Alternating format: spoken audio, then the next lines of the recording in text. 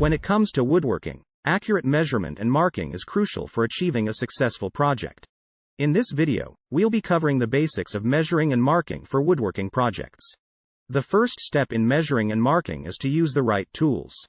A tape measure is essential for measuring lengths and widths, while a square is essential for marking straight lines at 90-degree angles.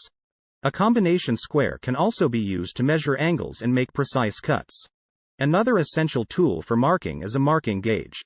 A marking gauge allows you to scribe a line parallel to the edge of a board, which is very useful when marking out mortise and tenon joints, dovetails and other joinery cuts.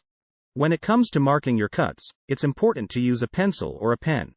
Pencils are great for making faint marks that can be easily erased, while pen marks can be more permanent and visible. Remember, accurate measurement and marking is essential for achieving a successful project. Take the time to measure and mark your cuts correctly, and you'll be able to work more efficiently and create a beautiful and functional piece of woodwork. Check the description below to learn the art of woodworking with ease. Happy carpentry!